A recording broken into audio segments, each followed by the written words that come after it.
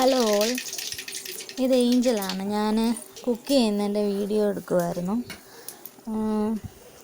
ചെറുപയർ കറിയും പൊട്ടറ്റോ കറിയായിരുന്നു ഉണ്ടാക്കുന്നത്. പൊട്ടറ്റോ കറിയല്ല, ചെറുപയർ മെഴുക്ക് പുരട്ടി, അതുപോലെ ഉരുളക്കിഴങ്ങിൻ്റെ മെഴുക്ക് പുരട്ടി. ചെറുപയർ നേരത്തെ കുക്കറിലിട്ട് വേവിച്ച് വെച്ചിട്ടുണ്ടായിരുന്നു.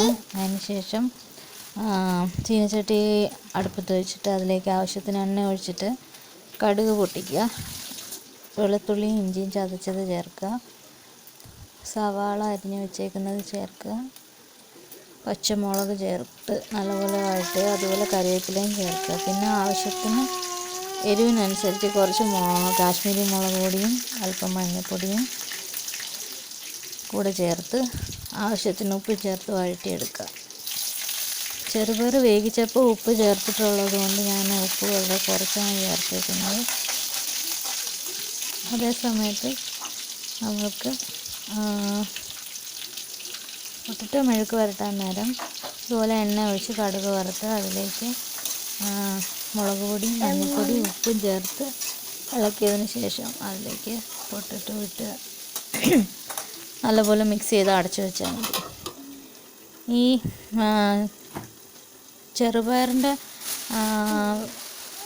ഇതിലെ ഉള്ളിയെല്ലാം നല്ലപോലെ വഴന്ന് കഴിയുമ്പോൾ അതിലേക്ക് വേവിച്ച് വെച്ചേക്കുന്ന ചെറുപയർ ചേർത്ത് നല്ലവണ്ണം മിക്സ് ചെയ്ത് അടച്ചു വയ്ക്കുക. അല്പസമയം കഴിയുമ്പോഴേക്കും അത് റെഡിയായി കിട്ടും. ഞാൻ കുറേ ദിവസമായിട്ട് വീഡിയോസ് ചെയ്യുന്നുണ്ടായിരുന്നില്ല, ഷോർട്സ് ഇടുന്നുണ്ട്, പക്ഷേ എനിക്ക് എന്താ യൂട്യൂബിൽ വ്യൂസ് വരുന്നില്ല. അതുപോലെ